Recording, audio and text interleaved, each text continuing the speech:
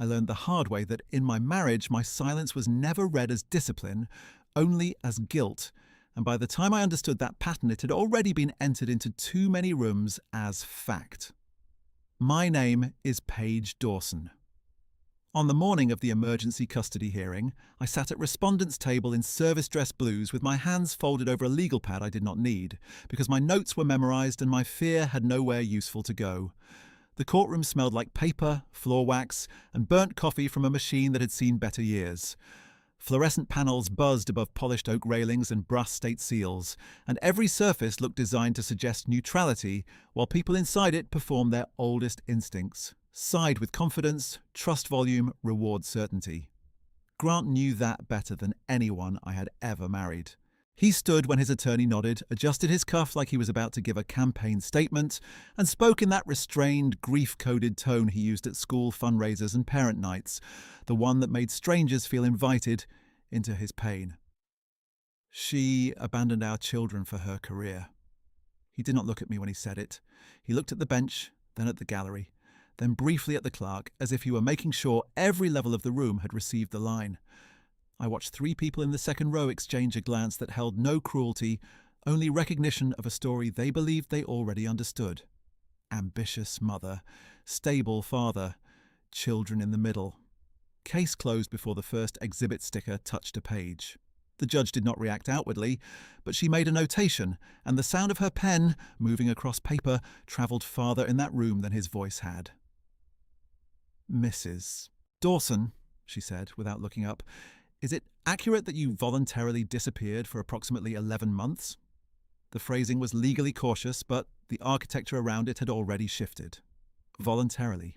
Disappeared. I could hear Grant breathe in next to his counsel, preparing to attach meaning before I answered. He took that opening exactly as I knew he would.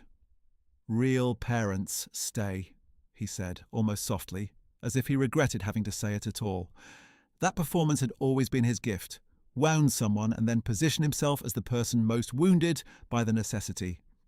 I kept my posture still and let one beat pass, because the first person who reaches for emotional air in a courtroom is usually treated as the least credible. "Your Honour," I said, level and formal, "I request the record be completed before findings are implied." I heard one chair shift behind me. Opposing counsel's expression sharpened, surprised not by the words but by the cadence. Women in rooms like that were expected to either weep or spar. Procedure unsettled them more than tears ever could. The judge looked up then. Fully. "You may proceed with foundational context when called," she said. It was not a victory. It was a door left unlocked. The core wound was never only that he lied. The deeper injury was that he understood precisely which truths I could not immediately disclose, and built his accusation inside that silence. He had lived long enough beside military timelines to know what classification did to language, how operational security turned clear events into vague absences, how lawful orders could be reframed as personal choice if the audience lacked context and patience. During the marriage, he had once introduced me at a school district benefit as logistics support while I stood 5 feet away in uniform, and when I corrected him later in the parking lot, he had smiled and said, "People connect better with simple terms." In that one sentence, he translated my life into something harmless and portable, then called it communication. By the first week after separation, he had started sending texts that looked conciliatory on the surface and tactical underneath. If I missed a call while on base, he wrote, "The kids asked why you don't prioritize them." If I answered at 0300 between tasking updates, he replied, "This schedule proves my point." When I requested communication through a parenting app for documentation, he told mutual friends I wanted to litigate motherhood. The pattern was not chaos. It was administration. He created a narrative with timestamps and selective screenshots, and he trusted that my habit of restraint would continue to serve him better than it served me. Silence wasn't peace. It was surrender. I had lived that sentence long before I finally said it to myself. Across the aisle, his attorney arranged colour-tabbed binders with visible confidence, each movement deliberate enough to be seen from the gallery. She was competent, prepared, and convinced this hearing would be procedural cleanup.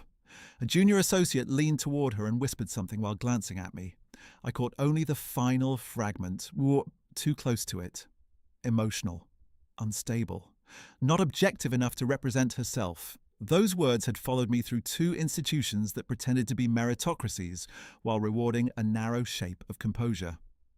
The difference that morning was that I had already decided not to defend my temperament. I intended to defend chronology. The bailiff approached my table before calendar call with a polite expression that never reached his eyes. "Ma'am, respondent family members wait in gallery seating until called," he said, one hand extended toward the benches behind the rail. I met his gaze and slid my bar card and notice of appearance toward him without comment. His eyes moved from my name to the case number and then to the clerk, who gave a small confirming nod. "Apologies, counsel," he said, collecting himself. The word counsel did more in that instant than courtesy would have. It put my role on the record of the room. It reminded everyone, including me, that I was not there as a spectator to my own disassembly. Grant watched that exchange and offered the faintest smile, the kind that looked benign unless you had lived with it. It meant he believed small embarrassments were cumulative and always landed where he wanted. He leaned toward his attorney, then sat back, one arm draped over the chair beside him as if he had already settled into an outcome. I remembered another room, years earlier, fluorescent lights humming above a pediatric waiting area, while he filled out intake forms and checked only his own phone number as emergency contact, then told the receptionist, "She travels too much to rely on." I was standing at the counter beside him in uniform, my ID visible on the lanyard. The receptionist did not look up when she repeated, "Primary parent, Mr. Dawson?" He answered yes before I opened my mouth. That memory surfaced with such precision that I felt the old heat in my chest, and then watched it cool into something cleaner.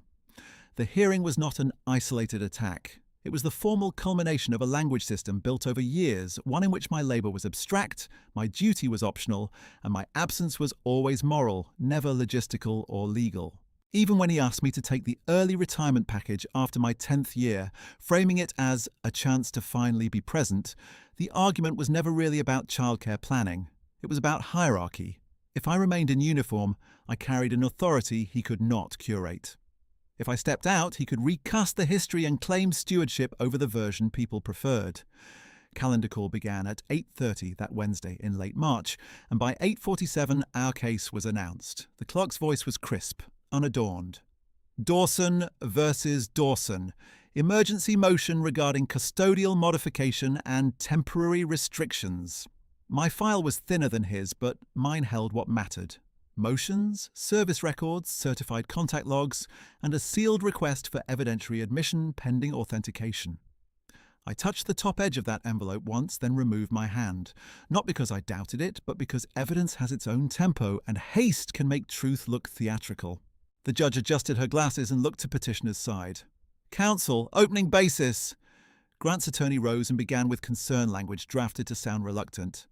"Your Honour, this is a case about stability, continuity, and a mother's elective absence during formative months." Elective. The word was deliberate and clean as a scalpel. Grant lowered his eyes at the right moments, lifted them at the right ones, and once placed a hand over his chest, in a gesture subtle enough to evade objection and clear enough to telegraph sincerity. He had practiced this, maybe in a mirror, maybe with friends, maybe only in his head. It did not matter. He understood theatre, and courtrooms were theatres with stricter costumes. When my turn came, I rose, buttoned the front of my jacket, and stepped to the lectern. The wood was smooth, where years of hands had pressed into it, asking for permission, arguing for children, pleading over money, telling partial truths in complete sentences. I placed both palms flat and spoke into the narrow microphone without raising my voice. "Your Honour, petitioner's framing omits controlling facts and federally documented constraints. I am prepared to present timeline evidence, command correspondence, and third-party verification under oath. I ask that this court evaluate sequence before motive." The judge gave one short nod. "Proceed with proof when we reach exhibits." As I returned to counsel table, Grant looked at me for the first time that morning, and there it was again. That private confidence built on years of watching me absorb a blow without display. He thought restraint meant weakness, because he had only seen it used against me. He thought the quiet version of me was the defeated version. He did not yet understand that silence can be strategy, once you stop offering it as protection to the wrong person. I sat, straightened one page that did not need straightening, and waited for the record to catch up to reality. Petitioner called himself as first witness, and Grant walked to the stand with the same measured stride he used when he wanted to look burdened rather than triumphant. The clerk administered the oath. He sat, adjusted the microphone, and waited for his attorney's first question with his hands folded loosely, a posture of patience that had never appeared in our kitchen when deadlines collided and school emails piled up. "Mr. Dawson," counsel began, "why are you seeking emergency modification?" He exhaled through his nose, glanced once toward the gallery, then answered in a low, controlled voice. "Because my children need a parent who is present, not a parent who appears when her schedule allows." The line landed exactly where he aimed it. One of the observers in the back row leaned forward, and another gave a small, sympathetic nod. He continued, eyes fixed somewhere above my shoulder. "She chose deployment over her family, and now she wants this court to pretend that was duty. The children experienced abandonment." He did not have to raise his voice to make it sting. He had always understood that dignity could be weaponized just as effectively as anger, especially when the audience did not know the full inventory of facts. Counsel stepped to the evidence cart and asked permission to display petitioner's demonstratives. The courtroom monitor flickered to life. Fluorescent glare reflected on the black bezel, and a thread of text messages appeared in large font, time-stamped and color-coded. My replies were there in fragments. On base. Will call once cleared. Cannot discuss details. Love them. His responses were there too, but curated, stripped of sequence, selected from nights when secure channels failed and windows closed before I could reach home. Missing were the messages where I asked for school records and got silence, where I requested joint calendar access and got conditions, where I asked him not to discuss litigation through the children and received a photograph of our son's homework with the caption, "You can explain why you weren't here." Counsel narrated the thread as if it were complete. "You can see, Your Honour, respondent repeatedly prioritizes duty status over parental contact." By 9:14, the hum from the overhead lights seemed louder than the air conditioning vents. Grant was asked whether I had attended 2 specific school events during the contested period. He answered, "No," then added, without being asked, "and she did not even send a video message for one of them." That statement was false in a narrow, documentable way. I had sent 2 recordings through the Family Liaison portal, both acknowledged by the Red Cross intermediary because direct transmission had been restricted. I felt the first hard pulse of heat behind my sternum and kept my shoulders level.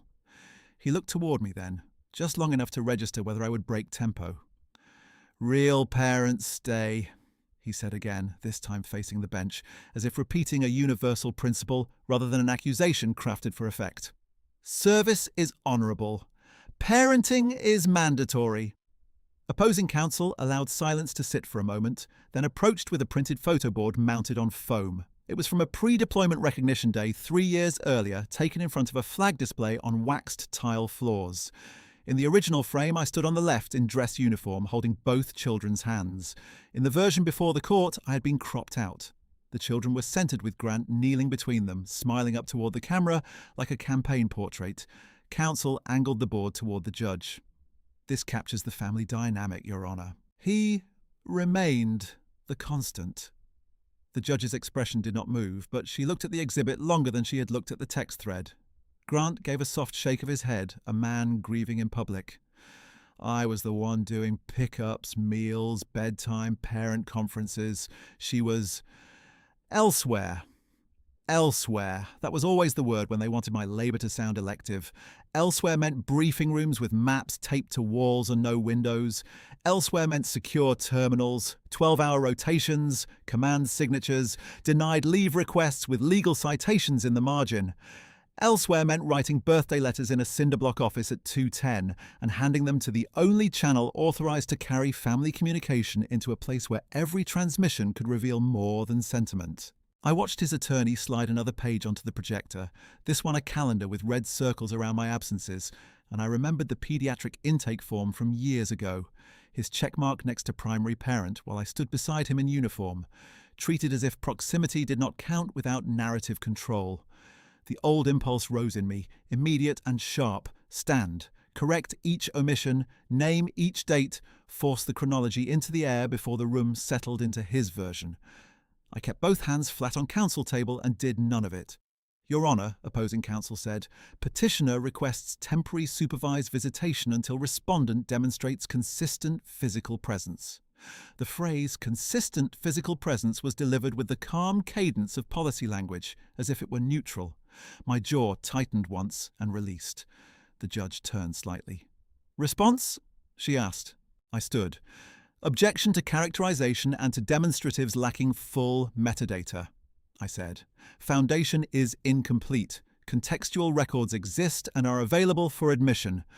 Counsel gave a small smile that did not reach her eyes. Mrs. Dawson objects to context now, but context has been her position for 11 months. She turned to the bench before I could answer. At some point, Your Honour, context becomes excuse. A quiet rustle moved through the gallery. Grant lowered his eyes, performing injury. The judge tapped her pen once. Counsel, you will direct argument to law and fact. Mrs. Dawson, specific evidentiary challenge?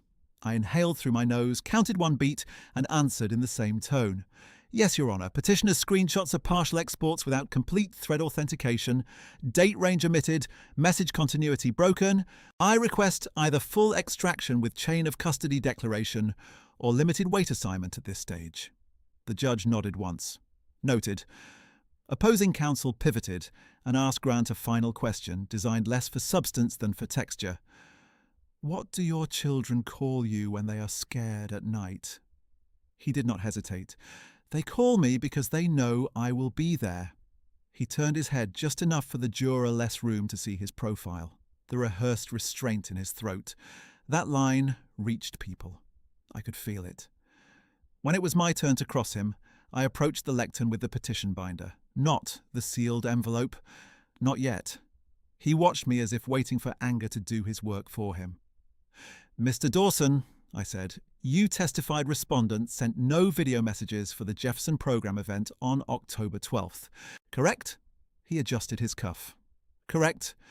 Do you recognize petitioner's Exhibit C4, Red Cross Family Contact Acknowledgement Log? Opposing counsel rose. Objection, foundation, and authenticity as to military correspondence. I did not look at her. I can lay foundation through records custodian or command witness, I said to the bench. For present impeachment, I ask only whether petitioner recognizes receipt confirmations bearing his own email address. The judge considered for a breath, then said, Limited inquiry permitted. Answer the question, Mr. Dawson. He glanced at the page, then back at me. I see an email address. I don't recall this document. He had chosen the broad denial. That gave him temporary room and gave me precision. Do you deny receiving 2 links on October 10th at 19:03 and 19:11 hours? I don't remember. Do you deny forwarding one of those links to your sister at 19:18 with the text, "She finally sent something"? A flicker crossed his face. Small, fast, then gone. Opposing counsel objected again, this time to hearsay and lack of production, sustained in part. The judge instructed me to proceed with non-argumentative questions. Grant sat straighter, recovering his performance. Mrs. Dawson, he said suddenly, ignoring protocol to address me directly, if you cared so much, why didn't you come home? Counsel started to object to her own witness, but he pushed through the sentence, voice rising half a register. No order can stop a mother from choosing her children. For one hard second I heard nothing but fluorescent buzz and the faint click of the court reporter's keys. The line was crafted for spectators, not law. It was designed to bait me into explaining classified movement restrictions in open court so he could frame the explanation as evasive. I set my pen down carefully because I knew my hands would betray what my face would not. The judge leaned forward. Mr. Dawson, you will answer questions asked. You will not question examining counsel. He nodded, chastened for display. I waited until the silence settled, then resumed in the same tone I had used for the first question. Did you or did you not receive notice on November 3rd that my leave request had been denied by command authority? He stared at me for a beat too long. I received some notice. Was that notice attached to your affidavit? No. Did your affidavit disclose that denial? No. Did it disclose that I requested emergency family transfer twice during the period you describe as abandonment? Opposing counsel objected to facts not in evidence. I said nothing further. Eyes on the bench. Overruled. For limited answer, the judge said. Grant swallowed. No. There it was. Not an outburst, not vindication, just a clean subtraction of his certainty. I returned to counsel table and sat before my pulse had fully slowed. Opposing counsel tried to restore momentum on redirect, asking about bedtime routines and school pickups, and Grant answered with renewed softness, but the rhythm had shifted. The room had heard omission in his own voice. The judge wrote steadily, uncapped a second pen, and asked for the next evidentiary sequence. I stood again, this time with the sealed envelope in both hands. The brass fastener clicked as I placed it on the lectern. Your Honour, I said, respondent moves for conditional admission of authenticated service records and command communications under seal, with identifying operational details redacted per federal protocol. The judge looked from the envelope to me and then to petitioner's table. Any objection to conditional review pending authentication hearing? Opposing counsel rose more slowly than before. Grant did not look at her. He looked at the envelope as if it had weight beyond paper, as if he finally understood that the quiet he had depended on was not absence. It was sequencing. Opposing counsel stood with one palm on the table edge and said, Yes, Your Honour, we object. Conditional review still confers narrative advantage, and respondent is attempting to import federal process into a state custody matter to obscure ordinary parental duties. Her tone remained polished, but the tempo had changed. She was no longer speaking from certainty, only from preservation. The judge turned to me. Mrs. Dawson, relevance and procedural pathway. I stayed standing, fingers resting lightly on the envelope flap. Best interest analysis requires accurate cause for absence, Your Honour. Petitioner alleges elective disappearance. These records address compulsion, notice, and petitioner's knowledge of both. The judge glanced toward Grant, then back to me. You are still self-represented? Yes, Your Honour. Then I need clean sequencing. We will not conflate foundation disputes with argument. She tapped her pen once. I will hear pattern evidence first, then I will hear your seal request. Grant shifted in his seat, a small movement that pulled his tie off centre. It was the first untidy thing about him all morning. I called him back to the stand for limited examination on parental records and prior statements. He rose with a look that said he considered the detour insulting, as if chronology itself were beneath him. The clerk swore him in again, and I approached with a slim folder separate from the sealed packet. Mr. Dawson, I said, do you recognise this paediatric intake form dated May 14th, 4 years ago? He looked down. I don't recall that specific document. Your signature appears on page 2. Is that your signature? Yes. Box 12 lists emergency contacts. Whose number is listed?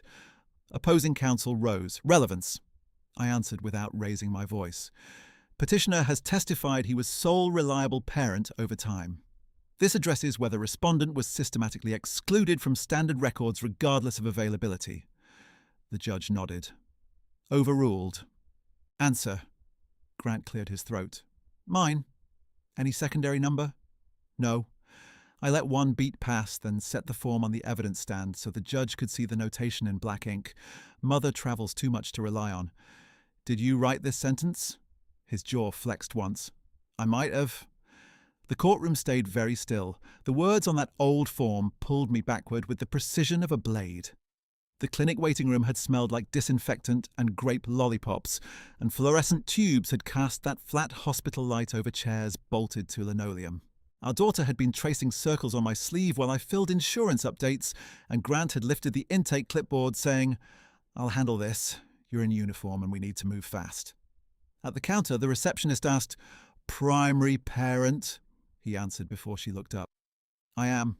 I stepped closer and said, Please list both contacts. He smiled at her, not at me. She's often unreachable. The receptionist typed without comment. In the parking lot, I asked why he had removed my number. He opened the passenger door for our daughter, shut it carefully, then said through his teeth, I need systems that work when you're gone. Not systems that include you, not systems that reflect reality, systems that work for me. I had driven home with my hands steady on the wheel and the old military discipline wrapped tight around a civilian humiliation no training had prepared me for. I returned to the present and moved to the next exhibit. Mr. Dawson, this is a district school gala program from 2 years ago. Under parent sponsors, how is respondent identified? He read it, then looked up. Logistics consultant. What is my rank? I don't know what you mean. At that date, what was my rank? Opposing counsel objected again, argumentative, and the judge let me rephrase. Were you aware at that date that I was a commissioned officer? He hesitated. Yes. Did you provide the title logistics consultant to the program coordinator? I may have simplified it. I heard my own breathing, slow and deliberate, and saw the gala hall again. Polished brass sconces, auction tables draped in navy cloth, donors laughing into stemware while a quartet played near the stage. A board member shook my hand and said, "Thank you for supporting Grant's work with the kids." I answered, "We both support them." Grant cut in with a soft laugh. "She helps with logistics. I run point at home." The board member nodded, like that solved a question no one had asked. Later in the car, I said, "Why do you keep introducing me that way?" He stared through the windshield and said, "Because officer makes people tense. This is a community room, not a briefing room." He called it simplification. I learned to call it erasure. I offered the third document, a photograph from pre-deployment recognition day, full uncropped print, obtained from the base photographer with certification. "Mr. Dawson, have you previously submitted a cropped version of this image?" He looked at petitioner's counsel before answering. "I submitted a family photo. Is respondent present in the original?" "Yes." "Where?" "Left side." "In uniform?" "Yes." "Holding both children's hands?" He paused long enough for the answer to become visible before he spoke it. "Yes." In the memory, the gym floor had been newly waxed and smelled faintly of solvent and coffee. Folding chairs were arranged in rows beneath flags and unit banners, and children wandered between boots and dress hems with paper programs crumpled in their fists. The photographer said, "Family group here, please." Grant stepped in, guided both children to his knees and murmured, "Take one with us first." I stood 3 feet away while the shutter clicked. Then he looked over and said, "We'll do one with uniform after. People connect to the family shot." The second shot never happened. At home, he posted the cropped image with the caption, "Holding the line at home while she serves abroad." Hundreds of comments praised his strength. No one asked where I was standing when the picture was taken. By the second week after that ceremony, the pattern had settled into routine administration. School portals listed him as first contact, and me as alternate even when I was stateside. Parent-teacher conference invitations reached me only after he forwarded them with notes like, "I'll handle this one to save you stress." At one conference, the teacher said, "Mr. Dawson mentioned your schedule is too volatile for long-term planning." I replied, "Please include me in all planning regardless." Grant smiled at the teacher and touched my elbow lightly, a gesture that looked affectionate from across the table. "She means well," he said. "She's just under intense pressure lately." On the drive home, he told me, "When you push in public, you sound defensive." I answered, "When you edit me in public, you call it calm."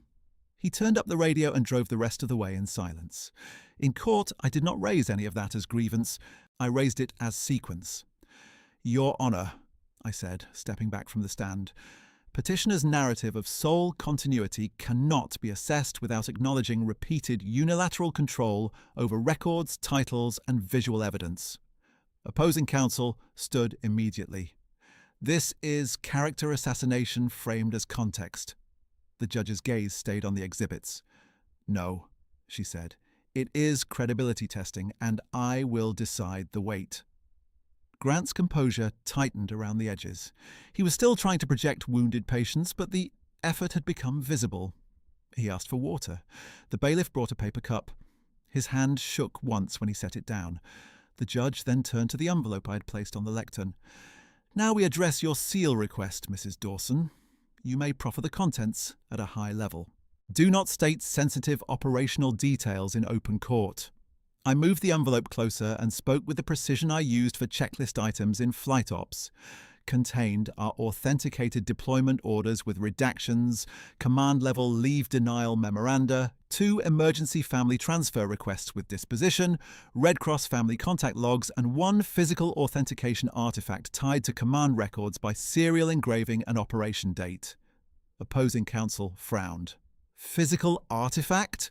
I nodded. Yes. This is not a museum. Her words came out sharper than she intended. Custody orders are decided on parenting, not memorabilia. I answered, agreed. The artifact is not sentiment. It is a verification key. The judge lifted her hand, cutting off further exchange. We will see it. The clerk approached, logged chain of custody numbers from my submission form, and broke the tamper seal under the bench camera. The crackle of heavy paper sounded louder than it should have. She removed the redacted orders first, each page stamped with authentication marks and custody initials, then the leave denials, then the Red Cross log printouts. Finally, she paused, reached into a smaller interior sleeve, and set a bronze challenge coin onto the evidence pad. It was thumb-width, worn smooth at the rim from years in a pocket before I had sealed it, one side bearing unit insignia, the other engraved with my call sign, an operation date, and a serial that matched the commendation registry listed in the attached affidavit. Under fluorescent light, the metal gave off a dull, old gold sheen that made the oak around it look almost black. I had received that coin in a concrete operations room with no windows and one wall of maps layered with acetate overlays.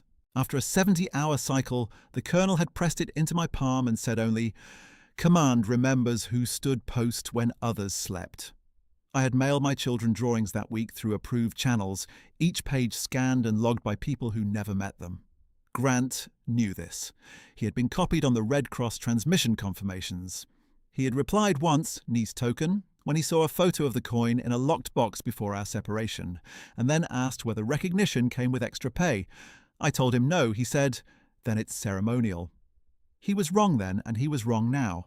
In this room, ceremony and record had converged into proof. Opposing counsel inspected the coin with visible skepticism. "Your Honour, again, this object has no independent legal meaning," I answered before the judge could rule. "Standing alone, no. Coupled with Affidavit Exhibit R12C from Records Custodian and Registry Cross-Reference at R12D, it confirms respondent's presence on the operation date petitioner describes as voluntary absence and verifies command chain continuity tied to the leave denials." The judge read silently for nearly a minute, then addressed counsel on both sides. "I am admitting documents R12A through R12D provisionally, subject to live authentication. The physical coin is marked for identification and relevance, limited to corroboration of the documentary chain. I will not permit theatrics from either side." Her eyes settled on Grant as she said the last sentence. He looked down at his hands. I requested leave to place one external contact outcome on the record before lunch recess. "Your Honour, earlier notice was sent to petitioner regarding my requests for emergency family transfer during deployment. Petitioner denied recollection. I asked that the court note attach transmission receipts and delivery confirmations bearing petitioner's acknowledged email. Opposing counsel objected to cumulative presentation. The judge overruled, writing briefly. Noted. Wait reserved. Pending. Witness. Grant's throat worked as he swallowed. He opened his mouth as if to speak and then thought better of it. The gallery, which had given him soft sympathy at the start of the morning, now watched in a different silence. Not hostile, just wary, as if each person were recalculating how quickly confidence can collapse when paper outlasts performance. At 11:42, the judge announced a short recess before authentication testimony. People rose, chairs scraped, folders snapped shut, and the fluorescent hum rushed back into the space where voices had been. I remained at counsel table while others moved, fingertips resting near the coin without touching it. Through the high window beside the bench, the sky looked hammered and colourless. The bailiff passed me and said, quieter than before, "Counsel, the judge asked that your next witness be ready on return." "He will be," I said. Grant stood near the aisle with his attorney, head bent, posture rigid, no longer performing for the room because the room had stopped applauding. I gathered the admitted pages into order, slid the provisional exhibit list to the top of my pad, and watched the bronze edge catch one narrow bar of light. Silence was no longer surrender. It was now on the record. 10 minutes later, the courtroom doors opened again, and the recess choreography settled into place with the same institutional precision as a drill. Counsel at tables, parties behind lines, observers in rows, everybody returned to its assigned significance. I remained standing long enough to align my exhibits in the order the judge had requested. Grant came in last, his face set in practiced gravity when he crossed the rail. That switch had become almost mechanical for him, a professional reflex. He sat without looking at me and began writing notes on a yellow pad he had not touched all morning. The slight came, dressed as procedure. Opposing counsel rose before the judge took her seat and said, "Your Honour, petitioner requests an in-camera evidentiary conference on federal materials, counsel only, to avoid inadvertent public disclosure." She said counsel only with an almost invisible tilt of her head toward me, as if my self-representation were a temporary inconvenience instead of a legal status already confirmed on the record. The bailiff, following her cadence, stepped toward my table and said quietly, "Ma'am, if the court grants, you can wait in gallery seating until recalled." I did not sit down. "Your Honour," I said, projecting only as far as the bench, "respondent objects to exclusion from any conference addressing respondent exhibits. I am counsel of record in this matter." The judge had just entered and was still settling her files, but she looked up immediately. "Correct," she said. "There will be no counsel-only conference that excludes a pro-SE litigant on her own evidence. If we need in-camera handling, all parties remain present." Opposing counsel nodded, controlled and polite, then sat. Her junior associate remained behind her at counsel table, focused on a notebook and silent. I wrote in my margin without expression. Slights that can be quoted are often more useful than slights that are merely felt. The judge called us to proceed with authentication sequence. Opposing counsel requested to voir dire my foundation first and, with permission, approached the lectern where the sealed packet sat in the clear evidence sleeve. "Mrs. Dawson," she said, "you are asking this court to trust redacted federal records that petitioner cannot independently inspect for full context. Isn't that convenient?" Her tone was clean, but the word convenient carried the old implication that women in uniform curate hardship for advantage.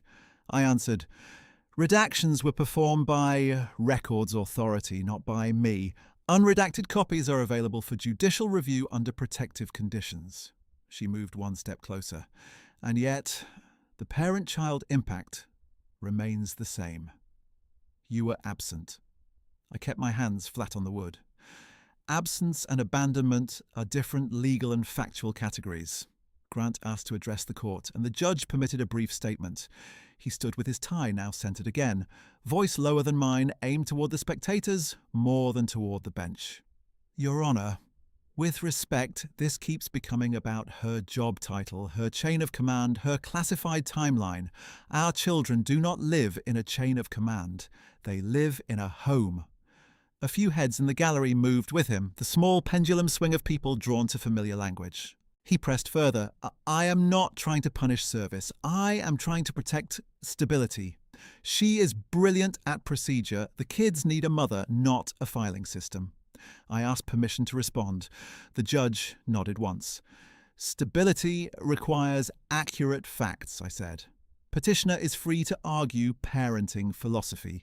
He is not free to base emergency restrictions on statements he knows are incomplete. Opposing counsel objected to characterization, and the judge overruled with a short, clipped, "The court heard the testimony." Grant's jaw tightened. He sat and began tapping one fingertip against his legal pad, a motion so small most people would not notice. I noticed because I had watched that fingertip on our dining table during years when he was deciding whether to escalate privately or perform patience publicly. Pressure rose again when the clerk announced a technical delay with the secure video witness. "Court IT is still establishing the encrypted channel," she said. "Estimated 7 to 10 minutes. Opposing counsel stood before the sentence finished. Then petitioner renews request for temporary supervised visitation pending authentication completion. We should not leave children in uncertainty while respondent builds a federal record. She had chosen her moment well. Delays create narrative vacuums, and vacuums invite urgency. The judge looked to me. Brief response. Petitioner's urgency was not urgent until challenged, I said. He waited months to file, then sought emergency limits the week I returned to stable domestic assignment and requested full school access logs. The timing speaks for itself. Opposing counsel snapped, "Objection to argument." The judge held up 2 fingers and addressed both of us. "Enough. I will not enter interim restrictions based on partial record while authentication is pending. We proceed when the witness appears." Grant turned halfway in his chair and looked toward the second row where his sister, Laurel, sat with her coat folded over her lap. She gave him a tight nod, then looked directly at me and held my gaze for 2 deliberate beats. It was not dramatic. It was the family version of a closed door. We are still aligned, and you are still outside it. I returned my attention to the bench. Her look paid off within minutes. During the delay, she approached petitioner's table carrying a slim folder and passed it to counsel. Counsel flipped it open, selected 2 printed pages, and rose. "Your Honour, petitioner moves to admit supplemental exhibits, recent school counselling notes indicating child distress linked to respondent's travel unpredictability." I stood at once. Objection. No prior disclosure, no custodian, no author present for cross. Opposing counsel lifted the pages slightly as if transparency were self-authenticating. "These are fresh records, Your Honour. We received them this morning." I answered, "Then this morning is when they should have been disclosed under emergency filing duty, not introduced mid-hearing by a family member." The judge extended her hand. "Bring them." She read in silence, then set the papers down. Denied without prejudice. No foundation, no notice, no admission. She turned to petitioner's side. "Any further surprise submissions will be sanctioned." For the first time that day, Grant lost his measured tone. "Your Honour, this is exactly the problem. She hides behind process while the children absorb the impact." The judge's expression did not move. "Mr. Dawson, process is how this court distinguishes allegation from fact. You will not disparage that distinction in my courtroom." He sat, breathing through his nose, eyes fixed on the far wall. At 12:07, the clerk touched her earpiece, looked to the bench and said, "Secure channel is live." A wheeled monitor was turned toward the witness stand. The screen flickered through black, then colour bars, then a conference room with grey acoustic panels, a wall clock, and a flag in the corner. An officer in service uniform sat centred in frame, posture exact, collar insignia, bright under sterile lighting. Even before the audio stabilised, I recognised Colonel Elias Vance by the stillness of his shoulders. He had always looked like someone who trusted systems because he built them. The clerk administered oath remotely, verifying identity through military credentials and subpoena acknowledgement. Opposing counsel requested voir dire first. The judge permitted limited foundation challenge. "Colonel Vance," counsel began, "you have not personally observed the Dawson children in their home, correct?" "Correct," he said.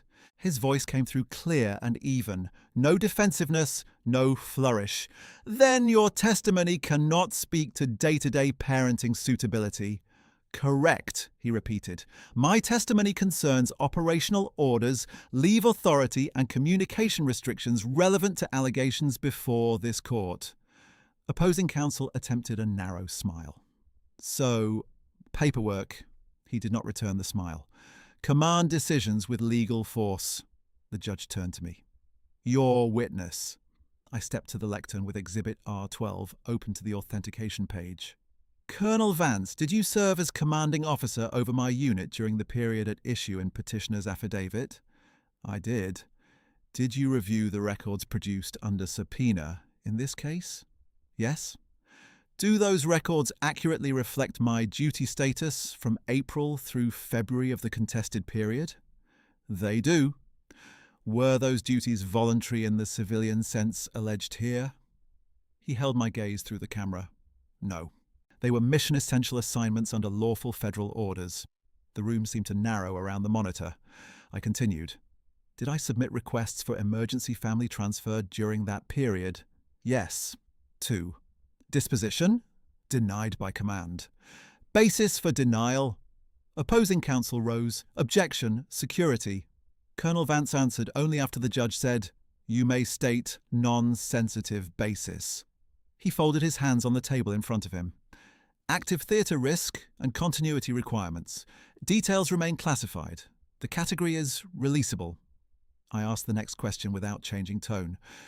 Did command classify my movement restrictions as parental neglect? No. A short pause. That classification does not exist in military personnel doctrine. Grant shifted hard enough that his chair legs scraped wood. I moved to external contact logs.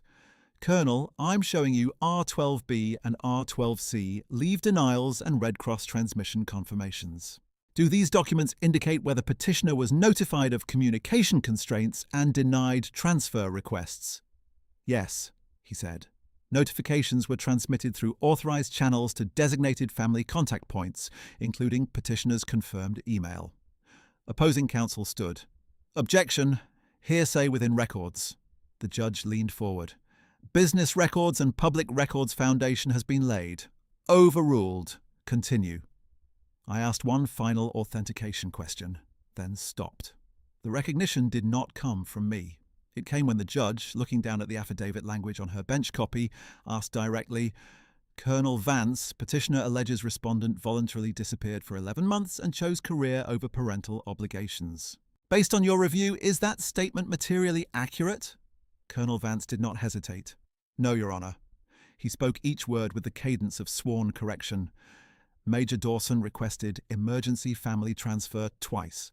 Command denied both due to active theatre risk, not parental neglect. There was no dramatic sound in the room, only the small mechanical clicks of the court reporter and the fluorescent hum overhead, but social gravity shifted in a way I could feel against my skin. One spectator in the second row lowered her eyes to her lap. Another set his program on the bench beside him and stopped writing. Laurel's face emptied of expression, then hardened again into something thinner than certainty. Grant stared at the monitor, as if force of focus could reopen the version of events he had walked in with. Opposing counsel rose for cross, voice tighter now. Colonel, with respect, your testimony still cannot tell this court what children feel at bedtime. Correct, he said. It can tell the court whether their mother's absence was elective abandonment. It was not. She tried a different angle. Isn't it true service members can request reassignment? Yes. And respondents can decline high-tempo roles? Sometimes. He paused, then added, not in the assignment category at issue, and not without consequences the court can review in the sealed annex. Counsel opened her mouth, closed it, then said, no further questions. The judge instructed the clerk to mark full admission of the deployment packet pending final redaction review and to strike petitioner's abandonment phrasing from interim consideration until final ruling. Grant's pen slipped from his hand and rolled against the table edge. He caught it on the second try. No one looked toward him to rescue the moment. I sat down slowly, hands steady now for reasons that had nothing to do with calm and everything to do with weight finally carried by more than one voice. Recognition had entered the room in uniform and oath and document number, and for the first time since calendar call, I was no longer the sole keeper of my own chronology. The judge did not move for several seconds after Colonel Vance's statement, and that stillness carried more authority than any raised voice in the room. She reviewed the marked exhibits again, one page at a time, then looked up at petitioner's table. Counsel, she said, before I proceed, do you wish to be heard on why petitioner's sworn language should not be treated as materially misleading in light of authenticated command records and transmission receipts? Opposing counsel stood, but Grant stood with her as if he could re-enter the centre of the narrative through posture alone. Your Honour, counsel began. Petitioner acknowledges incomplete phrasing, but his core concern remains the children's emotional continuity. We ask the court to avoid punitive findings and focus on present stability. She was careful with each clause, avoiding the word abandonment now, and I heard the adjustment for what it was, retreat under formal cover. Grant stepped half a pace forward. I never meant to mislead the court, he said quickly. I meant she was gone. She was gone for them. The judge lifted one hand. Mr. Dawson, you will speak when addressed. Sit. He sat. I rose when the judge turned to me. Briefly, Mrs. Dawson. Your Honor, petitioner was notified repeatedly that my movement was under federal orders, that transfer requests were denied, and that communication channels were restricted by law. He omitted those facts in a sworn emergency filing and asked this court for supervised limits on that omission. This is not a language dispute. It is a reliability issue. I paused only long enough to let the transcript breathe. I request full admission of R12 packet as authenticated, denial of petitioner's emergency restrictions, and corrective interim custody terms tied to documented communication protocols. The judge nodded once, then addressed the clerk. Mark R12A through R12D admitted, subject to sealed annex handling per protective order. Mark physical coin as corroborative identifier, retained by clerk in secured evidence custody, pending final decree. The clerk answered, "So marked." The bronze edge flashed once beneath the bench light before it was placed back in its sleeve. Physical proof had entered, been tested, and been housed where performance could not reach it. Opposing counsel asked for a limiting instruction on public interpretation. The judge gave her one sentence, precise and final. The court draws legal conclusions, not the gallery. Then she looked directly at Grant. "Mr. Dawson, stand." He rose slowly. "Did you swear under penalty of perjury that respondent voluntarily disappeared and abandoned parental duties?" He swallowed. "Yes, Your Honor, but did you disclose in that affidavit that respondent submitted 2 emergency family transfer requests denied by command?" "No." "Did you disclose that leave denials and contact constraints were transmitted to your confirmed email?" His voice thinned. "No." The judge set her pen down. "Then your affidavit omitted facts any reasonable filer would understand as central to the allegation." At 12:26, with the courtroom clock visible above the rear doors, she delivered the reversal in language stripped of ornament.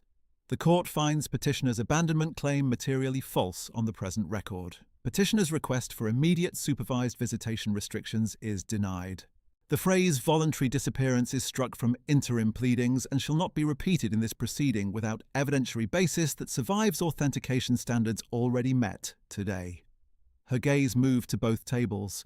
Further, petitioner is ordered to file a corrected declaration within 5 court days, acknowledging command-constrained absence and prior notification of same.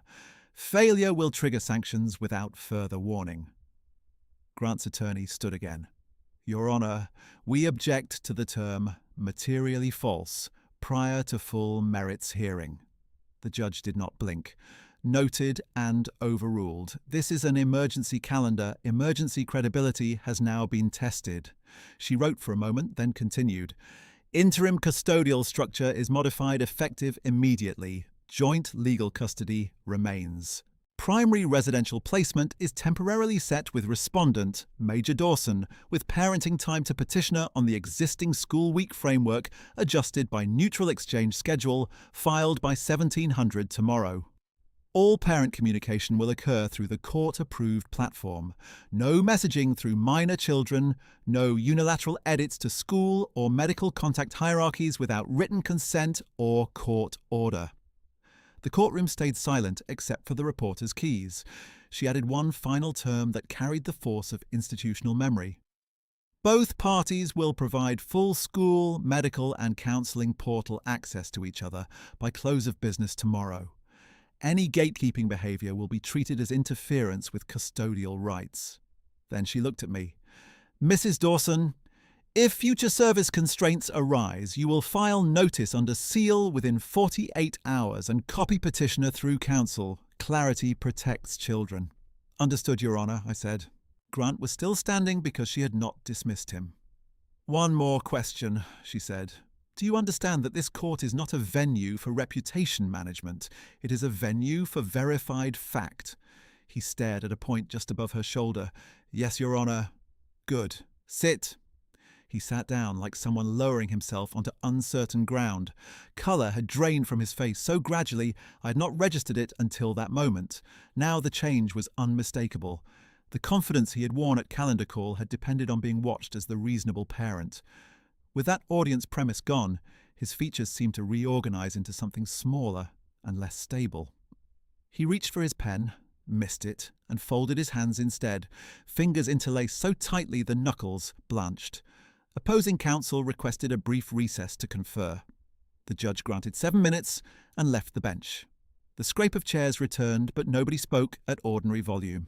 In the second row, Laurel stared at the wood grain of the pew in front of her, jaw set, one thumbnail dragging repeatedly across the edge of her folded coat. Two spectators who had nodded during Grant's opening now stood near the aisle without meeting anyone's eyes, as if embarrassed to have been visible participants in an unfinished story.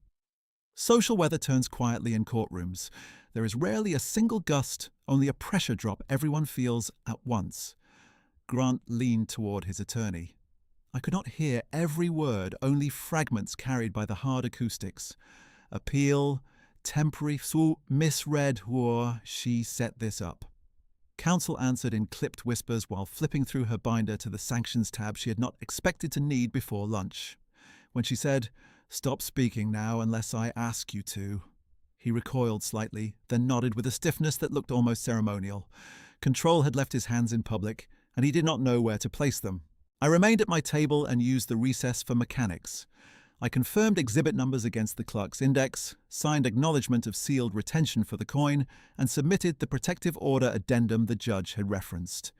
The clerk, professional and neutral, stamped each page with brisk precision.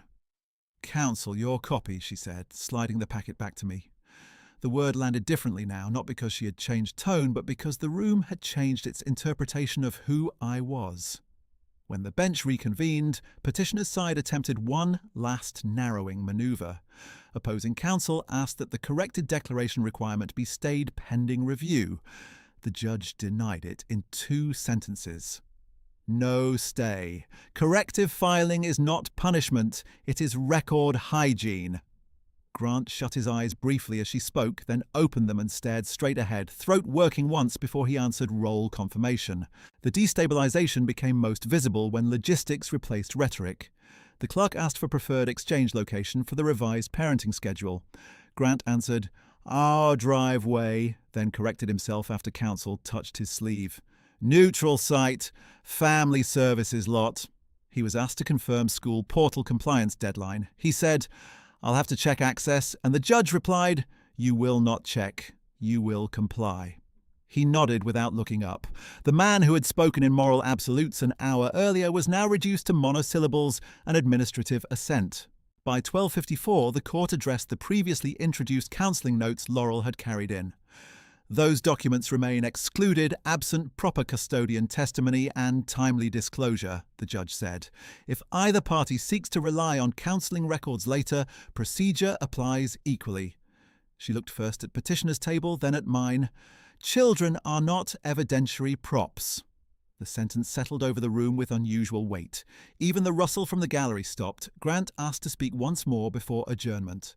Counsel closed her eyes for half a second but did not object. The judge allowed 1 minute. He stood, shoulders drawn inward now, and said, "I was trying to keep them anchored.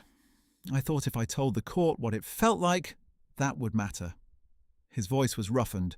Stripped of performance polish, the judge answered without cruelty and without softness. "Feelings matter. False certainty does damage. Your task now is cooperation, not storyline." He sat down and did not ask again. The formal close came in procedural cadence. Next hearing date set. Corrected declaration deadline entered. Sanctions review reserved pending compliance. Secure transcript handling ordered for military annex references. The judge rose, the bailiff called recess, and everyone stood. When I gathered my papers, I noticed my hands were steady in a way they had not been that morning. Not numb. Steady. Grant remained seated after the bench cleared, staring at the blank monitor where Colonel Vance had been. His attorney packed for both of them, placing documents into his open briefcase because he was not moving quickly enough to do it himself. Laurel approached the rail, stopped short of him, then turned away without speaking. A loaded look, years in the making, dissolved without payoff. Whatever she had planned to signal no longer had an audience willing to carry it. I walked to the clerk's station to confirm one final item. External transmission logs are now linked to R12 index and preserved under seal, I asked. "Confirmed," she said. "And petitioner's corrected declaration deadline is docketed." Confirmed. I thanked her and stepped back from the counter. The fluorescent lights were still unflattering, the oak still polished, the brass seal still fixed above the bench, like a promise the room only sometimes kept. Yet the governing fact had shifted and held. The record no longer mirrored Grant's volume.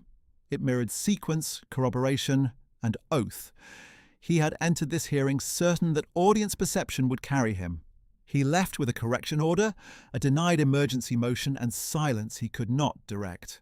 I did not look back at him when I reached the aisle. I did not need to watch collapse to know it had happened. The hallway outside Department 4 was colder than the courtroom, and the air carried that courthouse mixture of copier toner, old stone, and rainwater dragged in on shoes.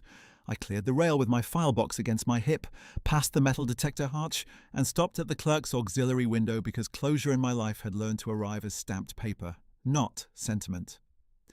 Case 24-FM-1187, I said, sliding my ID under the glass. I need a certified minute order and a copy of the protective handling terms for sealed exhibits. The clerk recognized me from inside and nodded once. Give me 4 minutes, counsel. Grant came through the doors while she printed, his attorney half a pace behind him, Laurel trailing with her coat still folded over one arm. He did not approach. He stood near the wall directory, looking at the floor map as if he had never been in that building before. Laurel looked at me the way she had looked in court, direct and controlled, then walked over before anyone could stop her. I brought those counselling pages, she said quietly. He told me school had asked for help getting them in fast. I believed him. I kept my voice level. They were excluded. I heard. She swallowed. I'm not asking you to excuse it. That was the first unvarnished sentence I'd ever heard from her. No family script, no defensive smile, no sideways blame, just one fact placed where it belonged. Behind her, Grant looked up, saw us talking, and looked away again. You don't need to carry messages between us anymore, I said. Not legal messages, not personal ones. She nodded once. I won't. Then, after a pause that felt like a bridge neither of us intended to cross, she added, For what it's worth, I knew about the transfer denials. He told us you were exaggerating. Her jaw tightened. I should have checked. She stepped back before I answered and walked to the elevator. The doors closed on her reflection and did not open again while I was there. It was the payoff to every loaded look she had ever given me. Not allegiance, not apology theatre, just belated truth and an exit. The clerk returned with my packet and a separate receipt form. Certified minute order, protective addendum, exhibit custody acknowledgement. She tapped the third page with her pen. The R12 documents remain under seal in Records Vault B. The coin stays in secure evidence locker pending final decree or release order. Sign here for notice. I signed. She stamped my copy and slid it back. The heavy thud of the seal was the cleanest sound I had heard all day. Was petitioner's correction deadline docketed? I asked. 5 court days already entered, she said. Automated notice sent to both sides at 12:58. External contact resolved, time-stamped and attached to the record. I placed the papers in my box and left through the west doors into a slate-grey afternoon. By Monday morning, the parenting platform had finally become what I had asked it to be months earlier. A record instead of a battlefield. At 8:12, Grant uploaded school portal credentials and pediatric access credentials under court order, each with confirmation screenshots. At 8:17, I logged into the school system from my kitchen table and saw my name move from alternate to co-primary contact. No flourish, no announcement, just my number where it should have been years ago. At 8:24, I called the pediatric office. This is Major Paige Dawson, mother of Evan and Lila Dawson, I said. I'm confirming both legal guardians are now active emergency contacts per court directive entered Friday. The receptionist clicked through the chart. Yes, ma'am, I see the update. Both contacts active. Notifications to both numbers. Thank you. Please note communication in writing to both parties for all future appointments. It's noted. That call mattered more to me than any speech I could have made on courthouse steps. Systems that had once erased me now had my name in required fields. 3 days passed before the first neutral site exchange under the revised order, and I arrived 10 minutes early to the family services lot, because punctuality had become the only kind of armour children should ever have to notice. The lot sat behind a low brick building with sodium lights and painted arrows fading at the edges.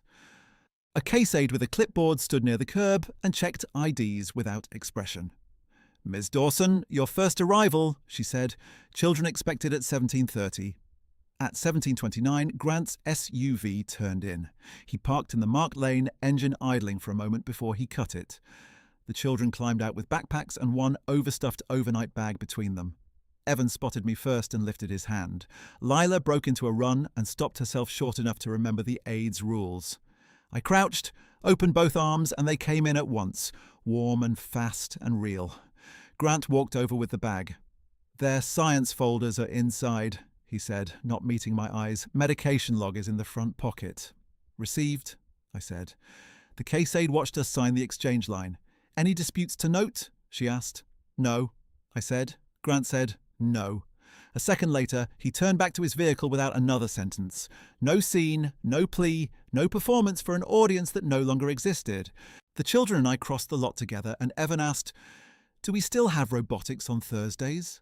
I said yes, and Lila asked if her flute book had to stay at both houses now, and I said we would keep one copy in each. Stability, as it turned out, sounded like ordinary planning spoken in a parking lot under bad lights. On the fifth court day at 4:41 p.m, my parenting app pinged with a filing notice. I opened it standing at my counter while pasta water hissed on the stove. Corrected declaration of petitioner. I read it once without blinking. I acknowledge respondent's absence during the contested period was pursuant to federal deployment orders and command restrictions. I received notice of denied transfer requests and communication constraints through authorized channels. Prior phrasing in my emergency affidavit omitted those facts. It was signed by Grant Dawson and filed through counsel, time-stamped, served on me in the court. No adjectives, no excuses. He had finally written one paragraph that matched reality.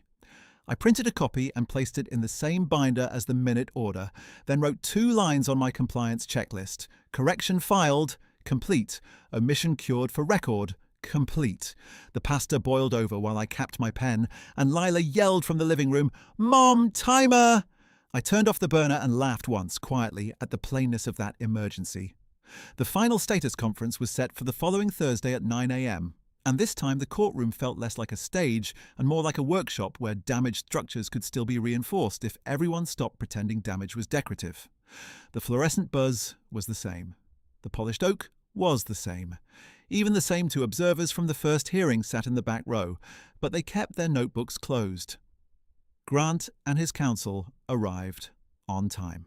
He looked tired in a way that had nothing to do with sleep, and everything to do with relinquishing a narrative he had carried too long.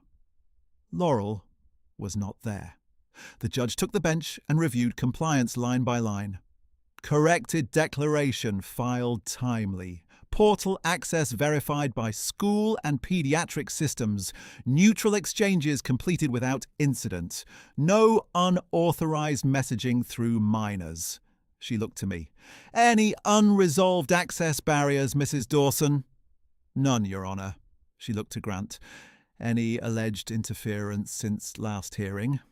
No, Your Honour. The judge signed the final interim to standing custody order, converting Friday's emergency modifications into a 1-year structured plan, with review options and explicit service contingency protocols. Joint legal custody remained. Primary residential placement remained with me. Parenting time remained defined and enforceable. Sealed military annex remained sealed. Then she addressed the one physical item still pending. Clerk, release corroborative artifact marked R-12D to respondent upon signature. Retain certified scan and chain log. The clerk retrieved the coin in a clear evidence sleeve, checked my ID, and placed the release form on the counter. Sign and date for return, she said. I signed. She slid the sleeve across. The bronze was cool through the plastic, rim worn smooth where my thumb had once rested between briefings. Physical evidence collected, admitted, stored, and returned through lawful custody. Thread closed. Before adjourning, the judge spoke once more, not as warning now, but as boundary. This court expects both parents to stop litigating identity and start implementing structure. Children do not need mythology. They need reliability. She looked at Grant, then at me. You now have orders that reflect verified fact. Keep them that way. Yes, Your Honor, we said, almost in unison. Outside the courtroom, Grant stopped near the directory board where he had stood after the first hearing. Page, he said, and waited until I faced him. I was wrong about how I framed it. I did not rescue him with softer language. You were wrong about the facts. He nodded. I know. His hands opened and closed once at his sides. I won't contest the school portal structure again. Good, I said. Follow the order and we won't need another emergency calendar. He gave one short nod and left with his attorney. He did not look back. I stepped through the metal detector arch for the last time that week, coin and orders in my case file, and crossed the waxed lobby floor into bright morning light. The children were waiting at home with a half-finished poster board for the robotics fair, 2 unmatched socks on the couch, and a calendar that now belonged to both parents by law instead of by mood. I had no interest in triumph, only in alignment. The record matched the truth. The systems were corrected. The omissions were named. The strange silences that had once worked against me were now documented, dated, and closed. My name is Paige Dawson. I did not need anyone's permission for it to mean honor, and I would never surrender that definition again.